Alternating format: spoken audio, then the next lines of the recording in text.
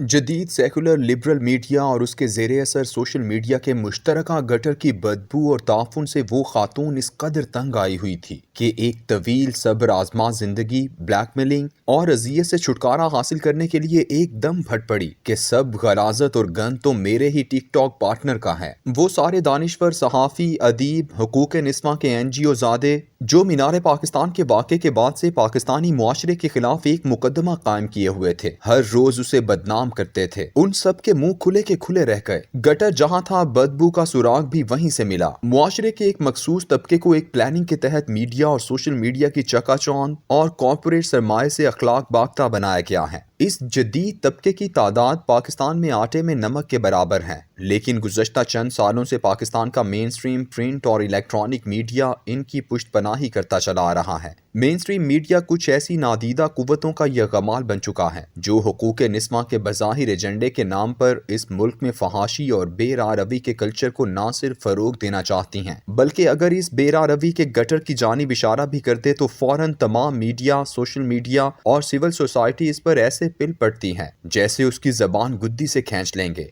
आंखें फोड़ डालेंगे और मुल्क में फहाशी, उरियानी, बेरारवी और गलाजत की निशानदही नहीं होने देंगे। इसके लिए एक लफ्ज़ या तसव्वुर ईजाद किया गया है जिसे मगरबी ज़बान में ब्लेमिंग द विक्टिम यानी मजलूम को ही कसूरवार ठहराना कहते हैं। इस तसव्वुर के साथ ये भी तय कर दिया है कि मजलूम हर सूरत में औरत ही होगी या फिर वो मर्द होगा जो माशरे की अखलाकी हुदूद को तोड़कर बगावत करते हुए किसी हादसे का शिकार हो जाए। मीनार पाकिस्तान पर होने वाले वाक़े से पहले एक तसलसल से 3 बहुत अहम वाक़यात हुए जिनके हवाले से हमारा मीडिया, सोशल मीडिया और सिविल सोसाइटी का रवैया इस कदर सफ़ाकाना, जाहिलाना और खौफनाक था कि महसूस होने लगा कि पाकिस्तानी मुआशरा इनका यगमाल बन चुका है। पहला केस 9 सितंबर 2020 को सियालकोट मोटरवे पर रात गए एक खातून के साथ जिनसी ज्यादती का मामला था। ये वाकई एक दर्दनाक वाकया था। इस वाक़े के चंद मिनट बाद CCPO लाहौर उमर शेख ने एक खालिसतन दर्दमंदाना लहजे में कहा कि खातून को चलने से पहले अपना पेट्रोल देख लेना चाहिए था और रात के वक्त सुनसान बेयाबान मोटरवे की जगह GT रोड से सफर करना चाहिए था। उसका ये कहना था कि पूरा मीडिया और सिविल सोसाइटी उस पर टूट पड़ी।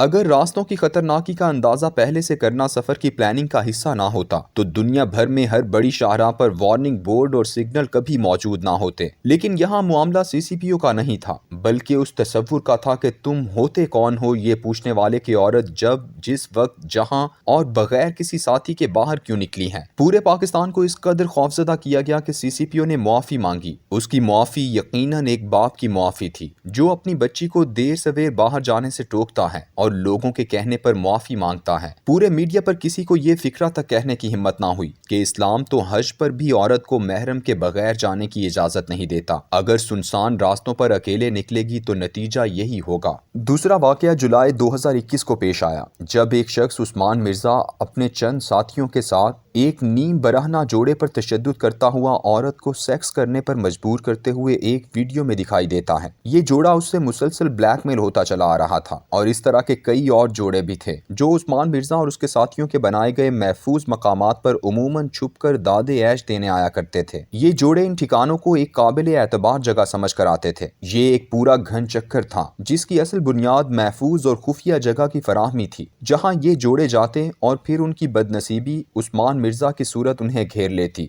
स्कैंडल के सामने आने से लेकर आज तक मीडिया, सोशल मीडिया या सिविल सोसाइटी का रवैया देख लें, आपको कहीं कोई शख्स ये गुफ्तगू करता नजर नहीं आएगा कि इस्लामाबाद में गैर कानूनी और गैर शरई हरकत करने के लिए जा बजा महफूज ठिकाने मुयस्सर हैं और ये कारोबार जोरों पर है। अगर इक्का दुक्का ऐसी आवाज मीडिया पर सुनाई दी गई थी तो फौरन जदीद सेकुलर आजाद ख्याल माफिया कूद पड़ा। तुम कौन होते हो ये सवाल करने वाले की एक औरत जहां, जिधर और जिसके साथ चाहे तन्हाई में बैठे रात गुजारे, यानी वो बुनियाद जिसने इस जुर्म की दुनिया को जन्म दिया, उसकी निशानदही से मीडिया को जबरदस्ती रोक दिया गया क्योंकि इससे खवातीन की आज़ादी पर कदगन लगती थी। तीसरा केस मशहूर नूर मुकद्दम केस है। ये केस अपने तमाम खदोखाल और कराइन शवाहिद से जदीद मगरबी तहजीब का नुमाइंदा केस है। अमरीका और यूरोप में रोज ऐसे कत्ल होते हैं। एक जोड़ा मुआशरती बंधनों और इज़्दवाजी पाबंदियों से मावरा एक साथ रहना शुरू करता है जिसे लिविंग टुगेदर कहते हैं। वहाँ उसकी मुआशरती हैसियत शादी से कम नहीं होती। फिर एक दिन दोनों में इख्तिलाफात फूट पड़ते हैं। खातून छोड़कर किसी दूसरे के साथ जिंदगी गुजारने लगती है। ऐसे में जज्बात से मगलूब साबिका बॉयफ्रेंड उसे कत्ल कर देता है या किसी प्लानिंग से घर बुलाकर मौत के घाट उतार देता है। ऐसा दूसरी जानिब से भी होता है,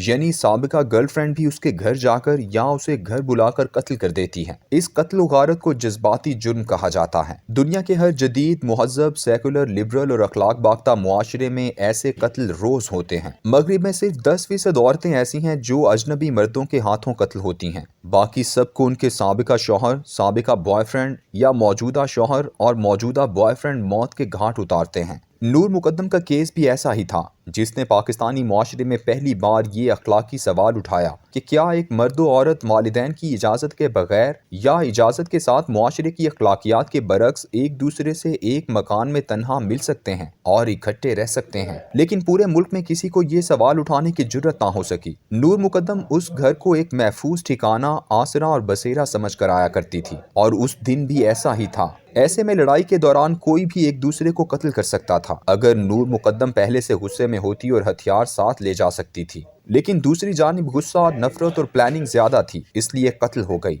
चौथा केस मीनारे पाकिस्तान वाली मरियम का है, जिसने तंग आकर जब जबान खोली तो सेकुलर, लिबरल, मुहज़्ज़ब दुनिया का गटर उबल पड़ा। वो सहाफ़ी और दानिश्वर जो इस पाकिस्तानी मुआशरे के लुट जाने पर हर रोज नोहा कना थे, उनके मुंह पर जोरदार तमाचे रसीद हुए। ये मुआशरा अभी तक साफ है, अभी इसमें गटर के पानी की मिलावट शुरू हुई है। इसे अभी से ना रोका गया तो फिर पूरा मुआशरा ताफुन ज़दा हो जाएगा, और सबसे पहले उन्हीं लोगों के घर उजड़ेंगे जो ऐसे आज़ाद माहौल से ज़्यादा मोहब्बत रखते हैं।